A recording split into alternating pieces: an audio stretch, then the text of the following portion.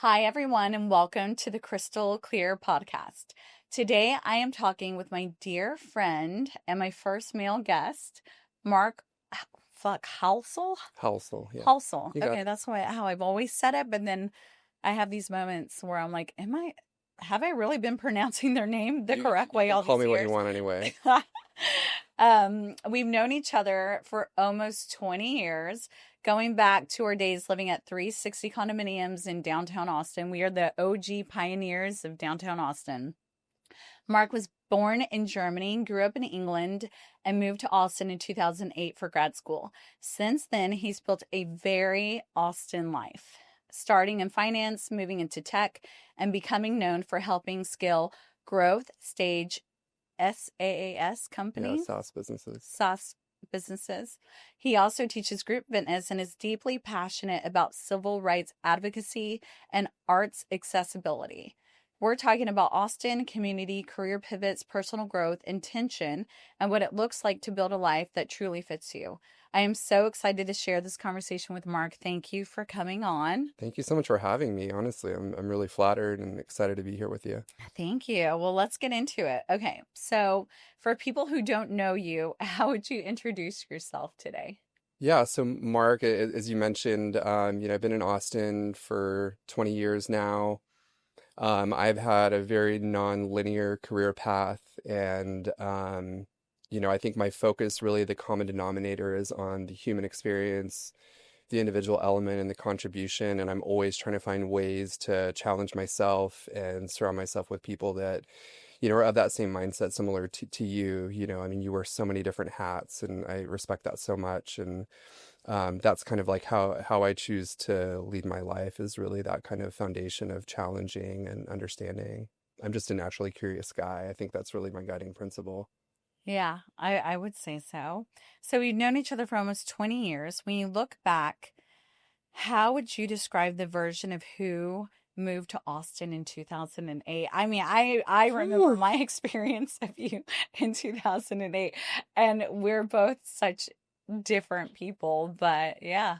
Yeah, we're so different, but also like when I look at kind of my path, there's a lot of similarities between you and I. And I think that's why what I'm so thankful for in our friendship and a lot of the friends that we've had mutually is that we've evolved, Right. and even though we're so different now, we still find ways to connect. And it's kind of that common thread of being curious and loving humans and connection that I feel like keeps that alive. And gosh, baby Mark, I don't know if I'm gonna start crying or what, but I mean, that was such a different world. Austin was so different. And I think similar to you, like we've always treated people really well. Hmm. I can say like with a lot of pride that I'm really good to people around me, and I can make the tough decision that's not in my benefit if I think it's better for a friend of mine or someone I care about a lot. And that has been something that has been true the entire time I've been here. And Austin to me has kind of given back because of that. I've had a lot of luck with people giving me opportunities that maybe I shouldn't have had with the credentials I had at the time. And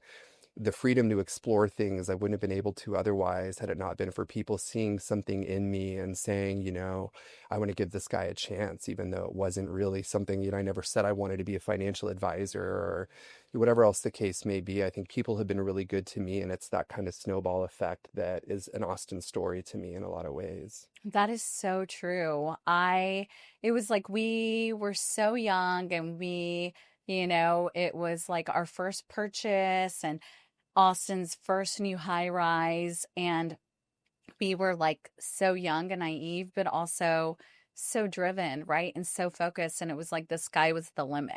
Yeah. There was no boundaries. It was just like the land of opportunity. And, it's kind of like ignorance is bliss, in some way, because I feel like I imagine it has to be such a different experience for someone in their 20s, Well, yeah, right? homeownership doesn't exist, Right. right? Well, that part, right. But also, I think at that time in Austin, we were at the first high-rise condo building, in Austin. There weren't a ton of people living downtown at the time. And so if you were seeking out that lifestyle, we all moved in there at the same time. We were all kind of like the new kids in the neighborhood, and that was it. So I think when you sought out that type of lifestyle, there was a commonality in who Right. we were. And you mentioned kind of my story as a kid, and similar to you, I moved around a ton. Mhm. So always kind of being that chameleon and being, seeking to understand people and being curious about that. That's what everybody was like in that building. We were all just Yes, sort of like true. sponges absorbing one another, and that energy was so good. It was a choice. You were opting into something. But I think that's Austin too. It's not, Yeah, people aren't stuck here. It's a right. place where people really want to be, and I think that energy is pervasive. I think it starts to permeate everything. It's so true. And why did you move around a lot as a kid? My dad was military, Mm, and my parents couldn't be more different than one another in terms of their upbringings and where they come from. My mom is British. She was a little bit older when she had me, and she grew up with a typical kind of, World War I immigrant family that were Jewish, moved to England.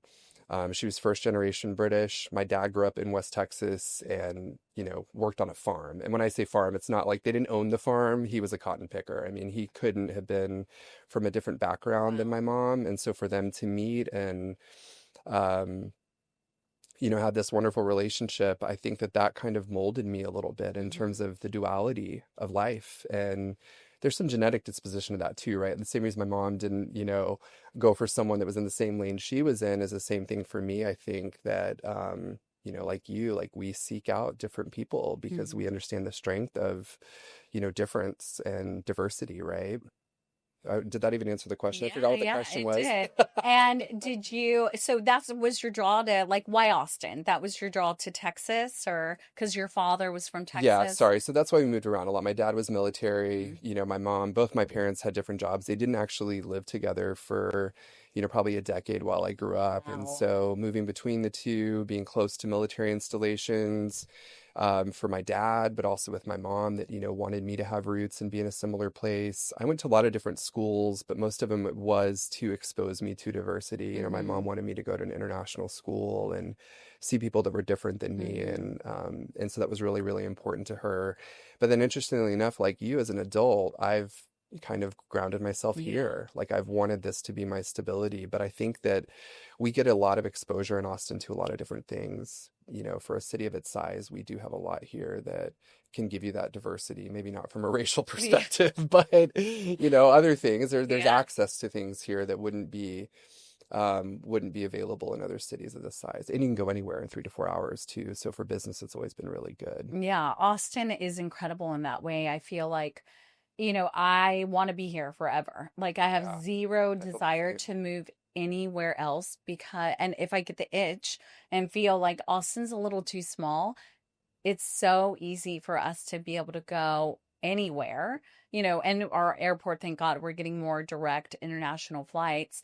But it's just such an incredible city and it breeds a very like kind of like-minded individual, and we do get access, for us being relatively small city, like we get access to really incredible restaurants, and there's just more and more coming, and I feel so lucky and so I did blessed too. to like be in Austin. It's wild. I'll be driving down Mopac and I just look at the skyline and I'm like, I built this city. Yeah. I like, especially being in real estate, I like take so much pride and ownership of being like, I was a part of this. I am a part of this. And my kid, and you have no idea. I'm like, child, you have no idea how lucky you are. Every weekend, I'm like, hey, what do you want to do? He's like, something cool. Okay, because there's always something cool going on. So he always has this expectation of Trail of Lights and freaking pumpkin nights and Right, this right. and that. And it's just like, he has no idea how lucky he is. I agree. And I don't know what that catalyst originally was for Austin, but there is an energy about this city. Again, I think the easiest way for me to describe it is that it's a place of choice. People want to be Mhm. here, and that's also why people help each other. There's a lot of really good people. There's a lot of Yeah. good business happening here. I mean, I think not to say that you knowing a lot of people is the only reason you'd be good at your business, but if you weren't like that, you would die here Right. because people really rely on that, and the network. And it's not about Google reviews, even though I know those can be important in certain businesses. It's about referrals and building a marketing as a person. And I look at, if I go to any of your birthdays, I'm meeting 50 new people I've never met before. They're all really cool, really interesting people that are good people. Right. And I think that that is something that in Austin, there's a lot of those stories. And even when I'm other places, and if somebody knows I'm from Austin, 9 times out of 10, I'm going to know the person that they're talking about when they're like, oh, Right. so and so lives in Austin. So it is interesting how even though Austin gets bigger and bigger, the people that are participating in Austin is different. There's a lot of transient people that don't care to be involved in the community, and you and I probably don't see them very much, Right. right? And so it works itself out. Yeah, it's wild. I'll go places sometimes and I will be like, who the hell are these people? Like, who are they? Where are they from? They do not look like they're from Austin. I've never seen them before. It's a wild experience, but at the same time, it's great too, because I mean, hell, it should be like that, Yeah. and I'm not in the streets like I used to be in the streets. So I don't really, know all of these people. So yeah, it's interesting for me with girlfriends because I always felt like Austin was such a like, oh shit, you're in the dating scene and it's like the struggle's real. The same fools are out there, that were out there 20 years ago. They're still out there, And then I'm like, actually, no, I don't think so. I think that it might be really fun being single, in Austin now because there's so many new people here, and a ton of transplants. So, Yeah, I wouldn't wish that upon anybody. yeah. They keep getting younger, I keep getting older, right? Same. I'm glad I am not single. Okay, so what did Austin feel like when you first arrived compared to the Austin you live now? Which we kind of touched on that, I would say. Yeah, and I think that I think there's a lot of people that focus on the negatives of the change in Austin. Obviously, home prices are a completely different stratosphere of where it was then, and I empathize with recent graduates that, have aspirations to own real estate and participate in that. So there's definitely been a lot of changes economically, but I still think that there's still that Austin, Mm. the piece of the city that is intact, of that community feeling of people wanting to help one another. And I think that energy is still the same, no matter how big we get. I don't think people are attracted to that type. It's a social city. Mm-hmm. I think that there are some things I've noticed, and we'll probably talk about this a little bit more, but, I think during COVID times and the influx of people combined with Black Lives Matter and just the change, socially, Mm-hmm. was I had a really hard time with Austin during that period because, and I think if we look back to it, and I'll just be really honest and vulnerable, and um, when BLM happened, as much advocacy work as I've done, I realized kind of how out of my depths and how assimilated I'd become here. It's such a white city, Yeah, it for really lack of better is. words. Mm-hmm. And I reached out to a girlfriend of mine who's Black and an attorney in town. And I said, I'm so sorry with what's going on. And I feel horrified that I wasn't aware of even what the difference between being not racist and anti-racist Mm-hmm. really is. And she corrected me and she said, let me play this back to you. You're reaching out to me wanting sympathy for being ignorant. Yeah. And I was like, whoa, like you're absolutely right. And I had a real kind of culture shock, Mm-hmm. like we have so much exposure regardless of party affiliation, income, like all these different things. But I think it woke me up to the fact that, I don't know how else to say this, but, white men are going to be white men. And I carry a ton of privilege Right. and was kind of unaware of it to that point, even being gay or Jewish or any of these other things that could make me a little bit different.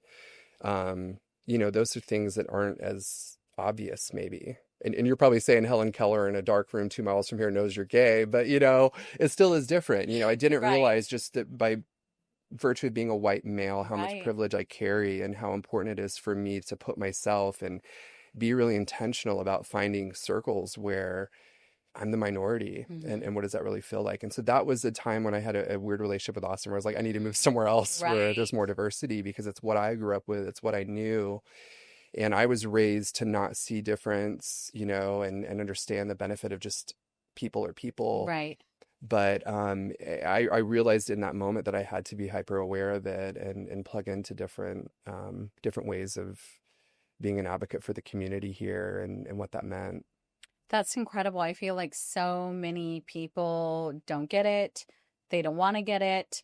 But the benefit of being in Austin is people are very open to that. I had an incredible woman, a girlfriend of mine, Terry, on my podcast, and she's the author of The City We Built, and it talks about like all the incredible Black leaders that have built Austin and have shaped Austin, and Yeah. it was like a history lesson to me. My experience. And also, I will say Austin's very white. I talk about it all the time on this podcast. This has turned into like a Black girl podcast. Like the majority of my guests have all been women. They've all been diverse for the most part, 99% of them. And I don't know, it's important to talk about that experience. Like I I notice it. I have noticed it for years because Jackson's, dad is Black. And when we go to restaurants in Austin, it's him. And it has changed. I will say it's changed a lot.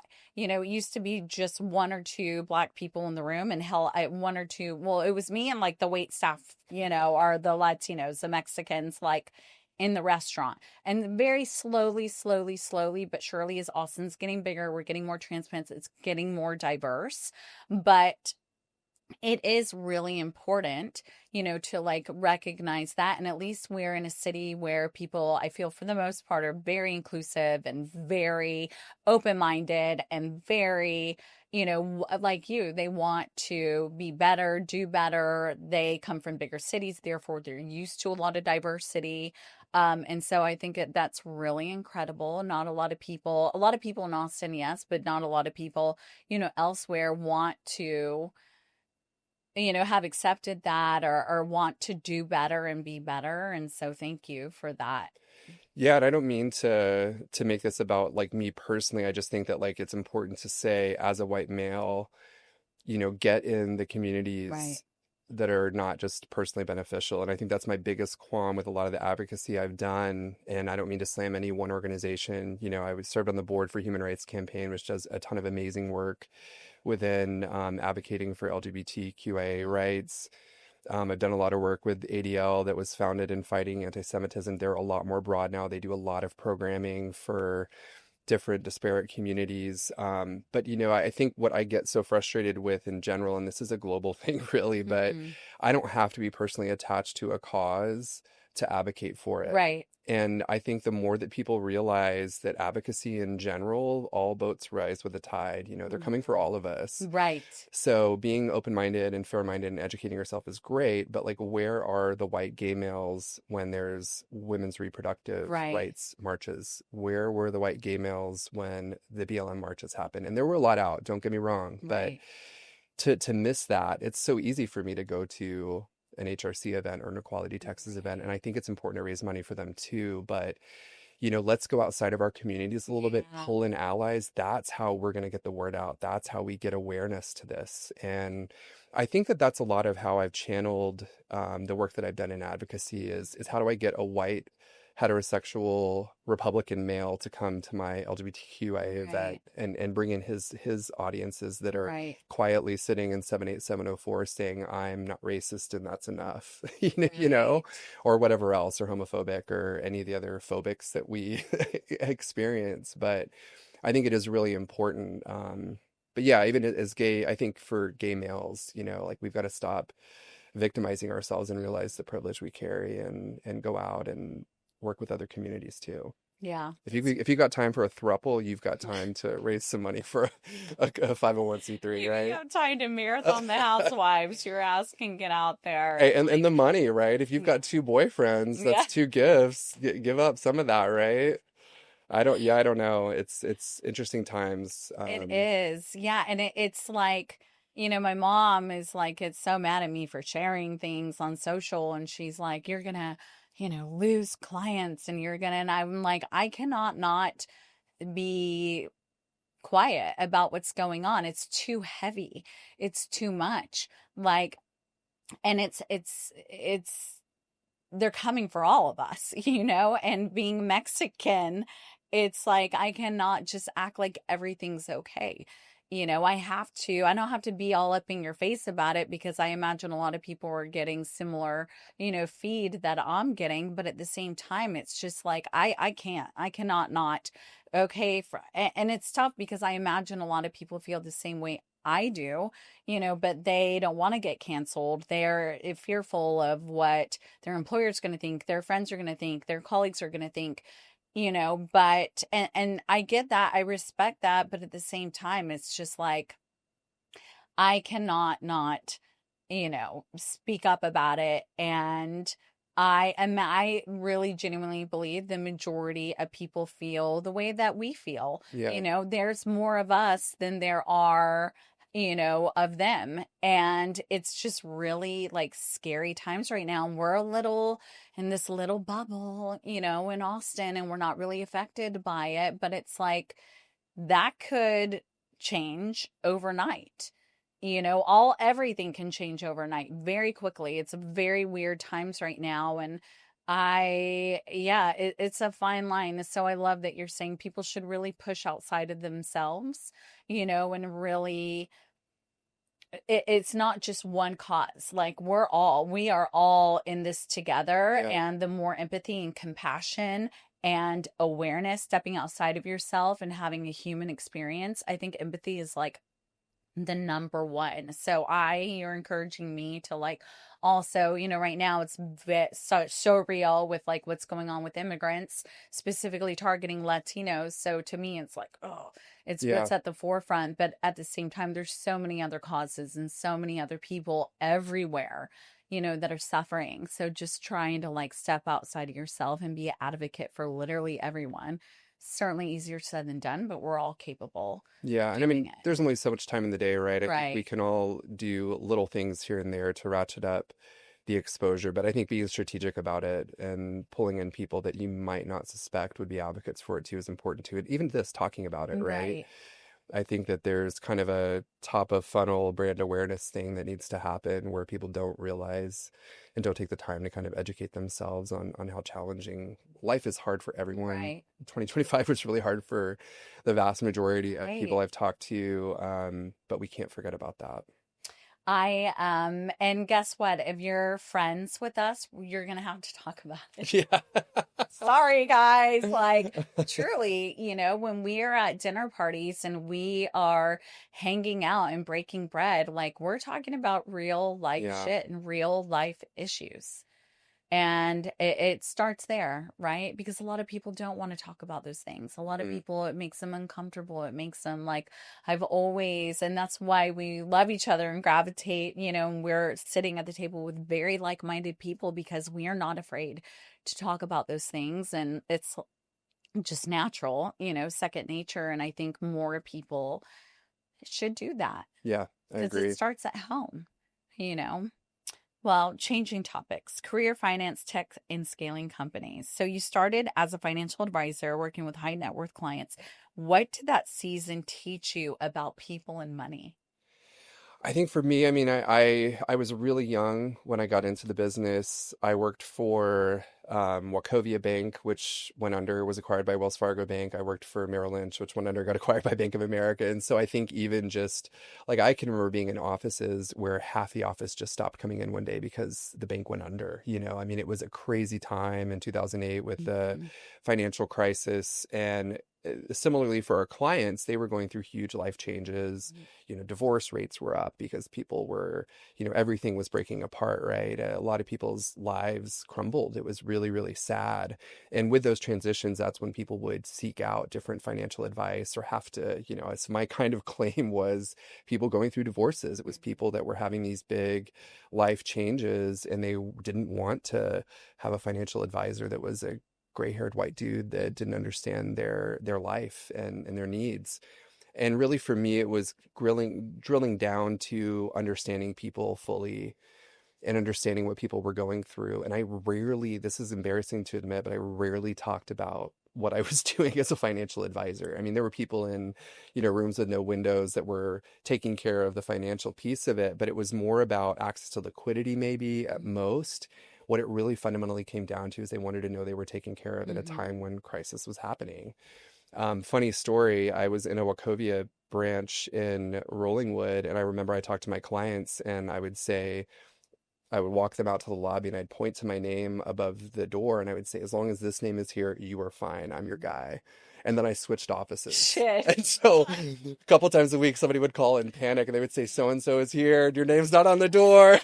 Sorry. So, I mean, I was so young. I Yeah. didn't know any better. But it was kind of the beauty of that, too, is that I Mhm. didn't know any better. Yeah. I was being real with people. Mhm. When things happen and the market took a huge dive, I called people and said, hey, I want you to know I'm here. I want you to know everything's okay. Or, just different life situations they were going through. I really sought to understand people, and it just taught me so much. Also, the direct correlation between money and effort and Mhm. all of that, and how important money was to me. Like we all got to get our bag at the end of the day. Mhm. Like I get that, but seeing what it does to people and having that kind of rapid fire experience of people that have accumulated really high net worth and how important it is or not important in most cases Mhm. it is.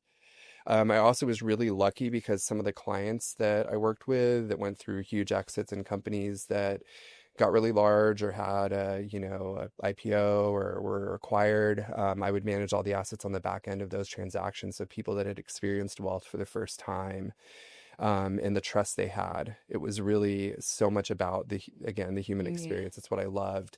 But also kind of where a lot of the people that were my clients ended up, reaching out to me for other opportunities. They said, hey, I'm starting this company. I think Mhm. you could be really great for Mhm. it. So when I said it was kind of a non-linear path, that's part of it was my clients ended up, hiring me later. I work for someone now, fractionally, that is kind of one of those typical visionary founder people, and he was my client then, so Wow. it's Okay. several full circle moments that to Mhm. me is again a testament to Austin and just being good to people. So, are these people that you have consistently kept in contact with over the years, or they are like, I remember this guy, I'm gonna reach back out to him?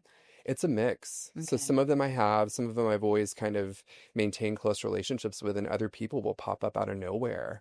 And, again, I think it goes back to those like days where it was dire and we were charging a lot of money to manage people's wealth and the market wasn't moving, the returns weren't there, and I was still honest about it. Mm-hmm. And so I'd like to think that that's a lot of where these Yeah. opportunities have come from, is just being honest and building that trust. But yeah, I'm sure like you, there's probably people that pop up out of nowhere years later where Yeah.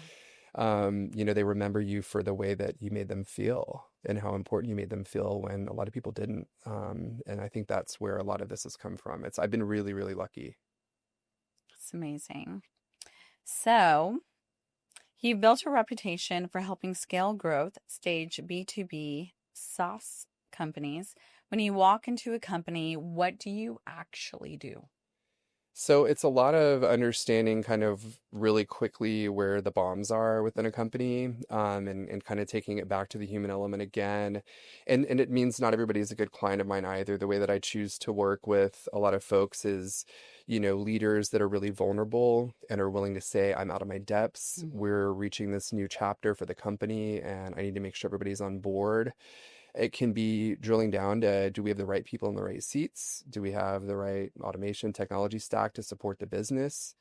And, to really scale, it's saying, 1 + 1 equaling 4 needs to be 1 + 1 = 10 Mhm. now. And, if they take on investment, there's, a lot of new people at the table wanting answers to questions. So it's all across the board in terms of how I interact with a lot of the clients. It's, in its simplest form, go to market sales consulting. But what it ends up being a lot of times is, is the leader really willing to embrace change? Can they relinquish control, go into things with no ego? Can they have difficult conversations with people that may not be in the right situation for the company to benefit from? And I would argue that also means they're probably not fulfilled themselves. Mhm. So it can be restructuring that can be really painful. But ultimately, I feel really lucky to be able to get access, even, to be able to be trusted by a lot of these leaders to come in and, essentially handle their baby and, Mhm. help them feel good about what they're doing too, and kind of be sort of their eyes and ears to what's happening in the organization. And do you feel like very quickly you can tell like there's no way in hell I'm going to be Oh able to yeah. help them, or like I got them. Yeah, and I mean honestly, it happens before I even get in. Okay. It's I don't want to say it's rare. It does happen, but I think it's the same thing that we talked about, right? It's like these people know me for a certain Mhm. thing, and I have that relationship and that rapport with them that it kind of ameliorates some of that to Mhm. begin with. But it could be a situation where a leader isn't willing to admit that, and then they slowly kind of let their guard down and do it over time. But yeah, it's usually I can deduce pretty quickly what's going Hmm. on. And I think that goes back to like even our childhoods, right? I mean, when you grew up around a lot of different places, moving a lot, you have to quickly be able to understand people. Yeah. And so I think it's that element that is really important, and at least for me in business, is being able to understand, and when I say the bombs, I shouldn't say it so negatively, but what are the things that really make someone tick, whether they're a leader or, mid-level, mid-management, what are their aspirations? What are they really there for? Yeah, I like Natalie, Mhm. she's been with me now for 9 years, and she just turned 30, and she is still learning that, right? Sometimes we do a lot of stuff together, conference calls, and when people are like heated, hot, I am to be like, girl, zip it. You have to listen. Like that's the most important thing is people need to feel heard, right? They need to feel like when you listen more, you can really understand, what the needs are, expectations, shortcomings, and you can just help serve so much better because you're in a service role, right? You're there to provide a service and to help, most importantly, to help, right? So it's like not, I don't think enough people listen. They just want to talk and get their point across and look like the smartest person in the room and like really sell their value. But if you just sit back and listen, and don't get me wrong, it's taking years to like really master that. But it will completely change the dynamic. It will let the guard down, and it's such a simple thing to do, but it's like so difficult for so many people. Yeah, and I mean, it could be that even you and I are choosing to exist in circles where that's valued, right? And I Hmm. think we are lucky to be exposed to enough, whether it's friends, even romantic partners. It's all kind of the same thread when you start to think about it, right? That like I consider myself a servant leader to people that work for me. I want to know what motivates them. The quicker I can understand, what they really want to do. And it can be money, it could Hmm. be the title. That's not necessarily how I operate, but the more you can drill down to how people really function and how they're wired, I want to be able to provide that for people. I mean, that's my goal, right? Is Right. that if I can help people feel motivated, wow, that's a win. That's something that I can be really proud of. Agreed. So, do you feel like your career unfolded organically, or have you been very intentional about steering it? Which you've talked about, it wasn't linear, but But it's interesting when you say it that way because I haven't been intentional in the way that I think a lot of people are. I've never been one, like even in what I've described so far, like who would have thought? You mhm, know, I never would have thought that my life would have taken, and I've had multiple lives. I look at, maybe I'll use fitness as an example because, we just haven't talked about it much. And it's really important to me, but it's something that I kind of like behind the scenes a little bit for myself. I started doing promo work for modeling agency. And in order for me to make money, I had to do fitness stuff because by the time, and I was a teenager, but by the time you're 19, you're aged out. And that was how I got into fitness. And so would I have thought that now, at 42, I probably need to hang up my spin shoes no way, someday, absolutely not. but I never would have thought that that would have been the trajectory. But then I look down and it's like intentional by the fact that I always asked a lot of questions, stayed curious, connected with people that gave me opportunities.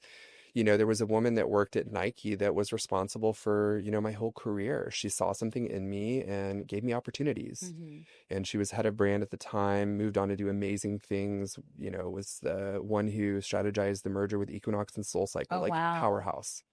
And I learned a ton from her in navigating politics and people and kind of those arenas. And I never would have thought, me being kind of taken under her wing, that would have been an opportunity, but it was, and it's been super rewarding because of it. So I think it's organic in that things have unfolded, and I've Hmm. stayed curious and allowed it to be that way. I'm really open, but really intentional in that I'm really particular about who I do business with and who I associate with, and that's my North Star for me. Hmm. And I don't, there's like I've passed up a lot of money because I choose not to work with people that Mhm. don't represent the values that I do. And sometimes I've got it wrong. I've ended up in situations where my values were misaligned and I've had to get out of that. So I've been really intentional about that and I'm getting better. Mhm. That's part of why I'm working for multiple leaders now. It feels more comfortable for me. And I think I can provide more value, but less intentional about me saying, I've got to get this title, I've got to get this Right. number. It's always worked out because I think I've just done right by other people and they've done right by me too. Right. I agree with that. So, speaking of, you've been teaching group fitness for 20 years. What keeps you in that space? It's again exposure to audiences I wouldn't see. I've met so many great people, and the awesome thing about especially boutique fitness is the level of commitment. It's not a big box gym where you can kind of participate in different things ad Right. hoc. You're going to do an intense workout, like And very. speaking of, specifically tell them where you teach spin. So I'm at Ride Indoor Cycling in Austin right now, and actually, this will be news a little bit, but I'm teaching at TLS as well. Oh, nice. So Okay. we'll have to get you in. I know you're Hell more of yes. a. I'm a Pilates girl. Yeah, we're launching a new format that is kind of more rhythmic based, Okay. more strength training. So it's not traditional Pilates. It'll be a little bit different and heated too, Oh, which will be shit. Oh, interesting. Lord. So I plan to get a little ratchet there too. I love it. Um, Okay. but I think people commit to that at a time where they're going through some transition. Yeah. And so I get to see people at a really unique position. They're super vulnerable and there's parts of them that they show themselves in those environments I don't think they show other places, like it kind of strips you down to who you are. It's sort of like I always joke around that it's like I get to see people as if they were walking out of a building on fire. No one's faking it at that point. Like when you're doing an intense Yeah. workout, you're showing up as exactly who the fuck you are. Yeah. And I think that's beautiful. Oh my God. You're so right. So my Pilates journey post divorce. Right. Right. If you are, I mean, I've always like, I love Soul Cycle Yeah. and I was, yeah, in a different transition, but it's true. Like a lot of people that dive and they're going through some shit. And mine was like post divorce and it's been so incredible. Yeah, it's amazing. And it's less about me, it's their commitment to something and there Yeah. might be an association of the two. And I don't take that lightly. Yeah. It's really important to me. I mean, I think it's super special, but Yeah. it's not me, I mean, it's just sort of like right place, right time, which I think is also a testament to our existence as well. It's timing. Yeah. Someone walked into a class not knowing who I was and it was, visceral for Oh, them. fuck yeah. I mean, you're the playlist, you're like, it's an experience. It's not just, I know you have your dedicated, loyal, even Nick was like, has taken your class if probably 8 years ago and was like, oh, Mark's the shit. I remember him. I've taken his class a couple of times. Like, it's an experience. You're Yeah, providing, which I appreciate so much, and I think it could be any experience, right? I think there's something for everyone, but I think the people that I've met that I wouldn't have come into contact with otherwise, mhm. and seeing people struggle, seeing people go through major life changes. I mean, I have someone that rides with me now. This is the first thing she did after she lost her child. I mean, that is powerful to talk to someone Jesus. and learn from them Yeah. about how they're struggling with it and how open they are. And I am thankful for it because it's left less room for bullshit in my life Right. too. Right. Like I have this constant reminder in my face of people that they're not depending on me, but they come in Yeah. committed, they're Yeah. busting their ass and they're paying to listen to my shitty Yeah. humor and my music. Like what Yeah. planet am I on to have this beautiful Yeah. thing? But I'm so thankful for the people that it's put me in front of and in contact with, and some of that even parlays into, the my other business too. So it's Mhm. all cohesive in a way that I think is really amazing. That is amazing. So, how has movement supported you through big transitions in life and work? I mean, it's my go-to, and gosh, and I think this last year, like a lot of people, like I said, has been a really challenging year for a lot of people. As ended a 10-year relationship, brought on by awareness I had from some health issues. I've Crohn's disease, I've had a history of cancer.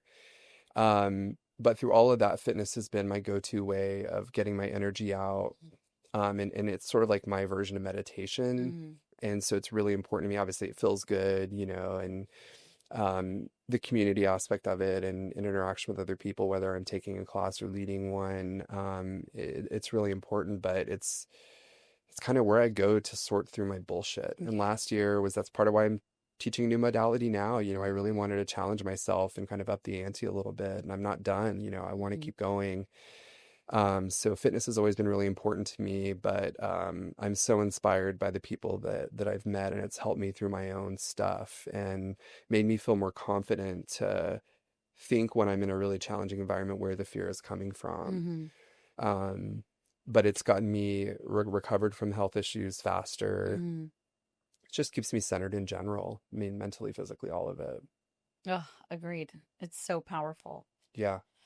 So, you're someone I experience as very intentional. What does intentional living actually look like day to day? See, that's a really good question. And I appreciate you acknowledging that. I really do try, and I think it's just always, it's constant work, and it feels good. It's rewarding, but I have to, like, I keep myself, away from my bullshit a little bit. Mhm. I keep myself in check. I keep myself surrounded by people that are willing to challenge me and challenge Mhm. my thought process. And it's really important to me. Day to day for me, I like variance in my day. So being able to, and that's why I feel so fortunate and thankful for Austin, for people I Mhm. know, because it's afforded me the ability to do a lot of different things. But that's how I keep, kind of this notion of quote unquote balance is, being able to teach a class in the morning, spend 4 hours working with a client and, that's a software developer, to being social, whatever the case may be, day to day to me, it's the variance that's really important and access to that. And I know not everybody has the same resources to be Mhm. able to do these things, but I think it's that constant need for change, probably going back to childhood, of having a lot of stimulation in new environments all the time. Right. That's kind of where I thrive. A little bit of the chaos helps Yeah. me too. I thrive in that, but that's what I daily to me. I really value variance. It's funny because we used to look at those people and be like, what the fuck did they do? Like, they're never working. They're just like, hanging out or at the pool or at happy hour at lunch, like on a Tuesday. And we're those people, I know, you I know? know. And I feel so blessed, right? So lucky. Like, it's never, and you are the same way. And it's so beautiful to see and inspiring, but it's like this gratitude, right? It's this constant appreciation. It's a constant gratitude. You don't take things for granted, and it is, I feel the same way. Like, I feel so lucky, like, pinch me, despite how stressful life gets and how challenging and difficult and setbacks and heartbreaks and like all the thing. But when you can still wake up with gratitude and appreciation, it's just like life changing. And that's always been you. And you exude that, and more people, I hope people adopt that because it just makes life a little sweeter. Yeah, and it is, I think it's also like where what you decide, it's such a decision of what Yeah. you focus on, right? And I would love to sit here and say that I just woke up one morning and decided that I wanted to institute change in my life. That's not what it looks like. And I think I wish I'd have been better prepared for some of the setbacks. I mean, I look at, I'm thankful for the relationship that just ended, and I'm thankful for him. I mean, he's an amazing human, and we both care so much about each other. There's so much love there. But, we evolved in different ways. And I look at like I had, cancer 10 years ago. I was pretty young to go through Right. that. I had, a lot of exposure to people that were going through treatment at the same time that are no longer here. Right. And that woke me up. And it actually wasn't, I had stage 2 colorectal cancer the first time, had a recurrence 2 years later. Mhm. And honestly, that was the bigger shocker for me because I had this narrative built of all the things I learned and how centered I became. Mhm. And then 2 years later, I was like, you fuck nut, you're doing the same bullshit you did before, Yeah. excusing it, using your victimhood or whatever you want to call it Mhm. to explain why you're doing things when at the end of the day, like, you've got to be accountable. Yeah. And so that was a big wake up call for me that wasn't my choice. And that could be Could have been a horrible situation. I could have wallowed. But honestly, for me, I was a little embarrassed that I didn't, all the things I told everybody I learned about myself. And, I don't care about money. I don't care about status and materialism and all that. And I was like, no, I'm kind of falling back into the same bullshit. Yeah. And so that was really, really jarring. And that changed me forever, and changed the trajectory of my relationship, changed how much I seek out. Mm-hmm. Because you realize you wake up and you're totally unprepared. And I was so used to hiding my vulnerability and distracting myself that I didn't, allow it to go there. A lot of people, and I don't even remember where you and I were at that time, but like I didn't tell anybody. There were points that I was coming out of chemo and like going to a happy hour and no one had any Yeah. clue what I was Right. going through. And so that compartmentalization, and I think some of it too for gay men can be a little more common. There's parts of us that we hide so much and we have a Right. difficulty exposing. And I think I got too good at that. Mm. It's too exhausting now. I don't have the Yeah. energy for it, Yeah. right? So I have to be cohesive, but that is something that I have to kind of really question myself when I'm going through stuff, is like, what do I really have to learn from this? Mm-hmm. And it's hard. I mean, Yeah. it's really hard. I think that I don't want to sit here. I am very fortunate. I feel very lucky for everything that I have and the opportunities I've been given. And it's right place, right time in a lot of situations, I'd like to think, but I constantly want to challenge myself and Right. understand more like what I can take from these bad experiences, because I think there's always some underlying learning from all, Oh, right? 100%. I mean, look at me over here. Just, divorces and shit, it's That's a hard. lot of heartache and heartbreak, but then at the same time, no regrets, like no shame in my journey. I'm really proud of myself, for continuing to put myself out there, and I'm grateful, right, for all the experiences and all the setbacks, and it is a choice, right? And I grew up with my mom saying no one's going to make you happy except yourself. Yeah, So it's very difficult for me. I have very little patience or tolerance for victim mentality. right. Like, hell no, I just can't be around it. And so at this point, right, we're intentional with the life we've created and the people we surround ourselves with, and it's not victims, right? It's people that are like going through things and picking themselves up and like focusing on the positive and the good. Not to say we don't have our days, and people should, you need to feel a little sorry for yourself every once in a while, but then you pick yourself up and keep it moving. And so, But you don't hide that either. I mean, I yeah, think you make me feel more comfortable being vulnerable. You've modeled that behavior for me, and I really appreciate that about you. And it also makes me feel comfortable that there's no level of vulnerability that I would right, share with you that would change our right, relationship. But that's also me saying, like, I now demand that out of my right, relationships. I don't want to leave an interaction fearful that I was misunderstood. right. And so I lead with the clarity, and I'm still working on a lot of things. I think a big learning I had from the last year, and you and I talk a lot about setting boundaries and Mm-hmm. and what that looks like. And I realized I was trying to control a lot of outcomes in lieu of setting boundaries. And Right, so I think people know me to be really open and maybe even aggressive sometimes, especially in a business setting. And I realize like some of that assertiveness comes from fear of setting a boundary. And I can't do that anymore. I don't want to control outcomes. I want to say my piece. yeah. I'm a huge Mel Robbins fan, and Love, love. she's great, right? She's And amazing. I'm going to play devil's advocate a little bit here, but like the let them theory spoke to me in a lot of ways, but at the same time, I feel like it absolved people of accountability. Like Mhm. ghosting someone is not okay. That's not a let them scenario. Yeah. So I think we've kind of as a society come into this transitionary period where like we really became quote unquote woke and Yeah. overindulged on a lot of these mantras that aren't really something we believe and live by. Yeah. And so I think in the last year, that's something I'm really working on is how do I, assert my needs, Mm-hmm. set my boundaries while still being vulnerable and open, Mm-hmm. but not controlling outcomes, not controlling other people's emotions or perceptions either, right? Right. It's hard, but I think it leads with that vulnerability. Yeah. And I thank you for always kind of being open and talking me through things. We've been there for each other a lot. Yeah. Yeah. Same. Grateful. Okay. So I'm going to leave it with, if someone listening feels lost or in transition, what would you say to them? And I think not to hammer the same concept, but just stay curious, stay really open. I think, it's great to be prepared. It's great to plan. I think those are two important things, but at the same time, just stay as open because there's things that we're passing by all the time that we're just not acknowledging. And there's opportunities. I think, connect with really good people that support you. If you feel like you're starting to act out of fear, pay attention to what's causing that. Could be your environment. And if you're going through change, it makes sense that your friends might change. Right. And you have to be kind of open to what that looks like and the evolution. And, I think there's me, there's you, there's the dynamic we have.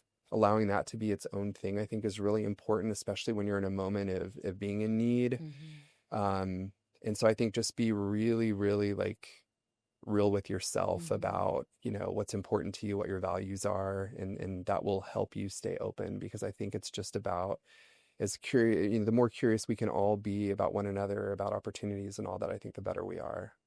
I agree. Thank you so much. Thank you. Yeah, this was so great, and I love you. I respect you. I appreciate Love you you. too. Yeah, we've built a really amazing life, and I'm proud of us. Yeah, me too. I Thank love you. you. Love you. Yay, we did it!